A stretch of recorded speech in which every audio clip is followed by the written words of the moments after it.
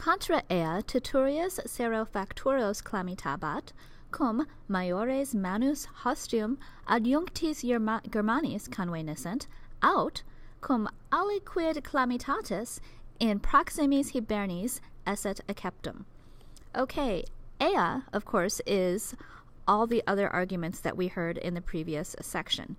So, here's a prepositional phrase in response to those things. Titurius, don't forget this is Quintus Titurius Sabinus, one of the guys in charge of those winter quarters. Sero is an adverb. Facturos clamitabat. Oh, so we are actually talking about an indirect statement here because clamitabat is a verb of saying. So he was saying that they would, and this is facturos esse, that's understood there, that they would act too late. When would they act too late? Oh, we've got a cum clause. When what? When maiores manus, noun adjective pair. Hostium is also modifying manus, so larger bands of enemies. Adjunctis Germanis, participle, going with Germanis there. Conveniscent. So here's the subject. Maiores manus, verb, maiores manus hostium, that's your subject. Here's your verb with the Germans having been added. So he's saying we have to do something soon because if we wait, there's going to be more people trying to kill us. Or out, and then we've got another cum, or when, aliquid clamitatis. This is a genitive of quantity. Something of calamity. Something bad. Sounds like a reference from Wicked. In proximis Hibernis, prepositional phrase there, in the nearest winter quarters, esset acceptum. So, acceptum esset is the verb that goes with this neuter noun. That's the subject. So, when something bad was accepted in the nearest winter quarters. So he's saying, look, guys, if we wait, either the bad guys will come in greater force to squash us, or they're going to attack one of our nearby buddies. And then we're continuing his indirect statement. Brevem consulendi esse occasionem. Oh, this one's not so bad. This is an indirect statement. We can tell because we've still got the accusative infinitive thing going on. Brevem, of course, is referring to occasionem. Consulendi is a gerund. Brief is the opportunity of consulting, of thinking. So a gerund is a verbal noun, and that, of course, is also modifying occasionem. Keep going. And then we're still continuing this entire ginormous indirect statement. Caesarem arbitrari profectum in Italiam. Oh, this is funny. Look. So here is the verb of the indirect statement. He, Titurius, up here, was shouting that he thought that. So that introduces another indirect statement, which of course is over here. He thought that Caesar profectum in Italiam. So that's more talking about what he thought. Okay, we're continuing on. Neque aliter carnutes interficiendi tasgeti concilium fuisse capturos. Neque elberones, si ille ad esset, tanta contemptione nostri ad castra venturos esse. So he's saying, hey, I think Caesar's not around, because if he were, all these different things would not have happened. Number one, look, neither. Neither would this thing here have happened. What is this thing? Not otherwise would, subject is the carnutes. Verb is fuisse capturos.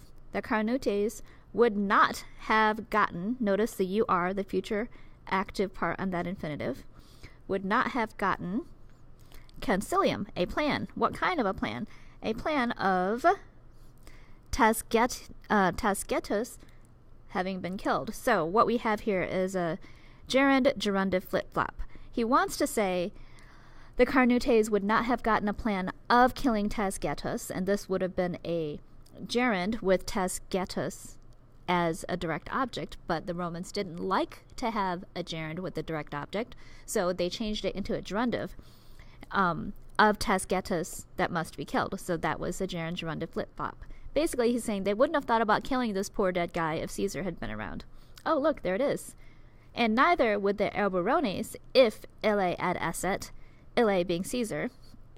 If Caesar had been there, Okay, then we have this noun-adjective pair, tanta contemptione, but watch out for nostri here, because you've got with such great contempt, and you need to have contempt of an objective genitive, and that's what it is. Nostri is your objective genitive.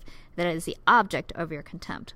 With such great contempt of us, if Caesar had been there, they would not, neque, they would not have come to this prepositional phrase. Moving on. Non hostem actorem sed rem spectare. So we're still inside his ginormous indirect statement. So he's saying the enemy is not the originator of this idea, but he says that he, spectare, is looking at this thing. Sub esse Rhenum, more indirect statement. The Rhine is nearby. That's why we've got the accusative and the infinitive there. Magno esse Germanis dolori areovisti mortem et superiores nostras victorias. Ooh, what a fun construction. Okay. Still inside indirect statement, we've got the essay. Notice we've got a dative, magno, which of course modifies dolore. And what is for a great grief? Oh, here. The death of Ariovistus, back previously. The death of Ariovistus. And what else? What else is the subject of essay? Superiores nostras victorias, our previous victories. Those two things, so we're going to put it like that. That's the subject of essay.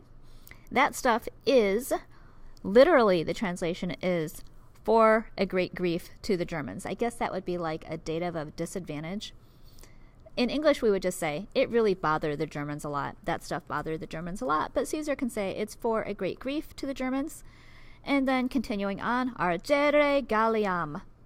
Tot contumeliis acceptis sub populi Romani imperium redactam, superiore gloria rei militaris extincta. Well, Gaul might look pacified, but it's not, according to Sabinus. Ardere Galliam, subject, verb of continuing our indirect statement. This is going on. And why is Gaul burning? Let's see. Tot, so many. Contumeliis acceptis. Ooh, that looks like an ablative absolute. With so many insults having been accepted. Prepositional phrase over here. Beneath the power of the Roman people. Oh, that one's kind of boring. Oh, what's up with this redactam? Well, it's a perfect passive participle with an am. Looks like it is feminine accusative singular. And what is feminine accusative singular? Look, Gaul. Gaul. So redactam is modifying Gallia there. I'll let you go work out the vocab, but it's not that hard. Superiore gloria. Oh, ablative absolute. Oh, but it keeps going. Superiore, because superiore is an adjective, gloria is a noun, and the participle is over here, extincta. So this is a chunk. With the previous glory of, inside our ablative absolute, we have a little noun-adjective pair in the genitive of the military thing. So apparently the Gauls used to be the big kids on the block in terms of their military, but not anymore, and that's why they're sad. Post Remo, quis hoc sibi persuaderet, sine certa re ambiorigem ad eius modi concilium descendisse. Furthermore, post Remo, then we have a, what do they call it, deliberative subjunctive, who, hoc is the direct object of persuaderet, who could persuade this thing to him being Sabinus. And then what is the thing? The thing is going to be inside, indirect statement. We know that because the accusative ambiorigum, infinitive descendissa, and then we've got a prepositional phrase. And before that we have another prepositional phrase. So, who could persuade him of this thing that sine certa re ambiorix had done this to that? Eius modi, of course, is a genitive modifying concilium. Okay. Suam sententiam in utramque partem esse tutam. We are still inside indirect statement. Look at all these accusative infinitives. So the subject is suam sententiam. In utramque partem is a prepositional phrase. The verb of your accusative infinitive is esse tutam. So the notavis is sententiam esse tutam. Whatever we do, I'm right. Si nihil esse durius, nullo cum periculo ad proximam legionem perventuros. Si Gallia omnis cum Germanis consentiret, unam esse in celeritate positam salutem. Hey, this looks logical. Let's see. Durius is ius, so that's comparative, modifying nihil, which of course is neuter. There's nothing awful, harsh, or worse. If there's no problem, i.e., if the Gauls and the Germans are not actually teaming up to kill them, we have a preposition sandwich. Nullo cum periculo. Nullo, of course, modifies periculo. Another prepositional phrase, ad proximam legionem, and then we have perventuros, which of course is really perventuros esse. They would arrive without a problem. Where would they get? If there was no uprising, what would happen? So we're now looking at the other option. And if there actually is an uprising, if omnis Gallia cum Germanis consentiret, if all of Gaul is really agreeing or conspiring with the Germans, back to indirect statement, unam esse in celeritate positam salutem. Prepositional phrase here, in celeritate. Unam, of course, is modifying salutem in case matches with case number and gender, and it's really positam esse. The one safety was placed or is placed where?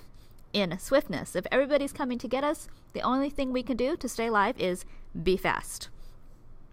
Catae quidem atque eorum, qui dissentirent, concilium quem habere exitum, in quo si praesens periculum non ad certe longinqua obsidione fames esset temenda. Okay, so when we run into kata, this is interesting because we know there's only one kata, so this is not going to be nominative plural. What information do we have to decide if kata is genitive or dative? Oh, well, right here, this eorum helps because we know that it's joining. Atque is joining kata and eorum. So these are both genitive. So it's something of kata and of the others. What is the something? I don't know. We'll have to look it up or wait for it. Qui dissentirent. We have a relative clause here that is describing eorum. Those guys who disagree, i.e. with Sabinus. Oh, concilium quem habere exitum. Well, we've got a bunch of accusatives. We know we're in accusative infinitive construction. So one of these has to be the subject and one of them has to be the direct object. So we're going to assume that the first accusative here has is the subject. The next, this is the verb, and then quem goes with exitum. So that's the direct object. So it goes like this.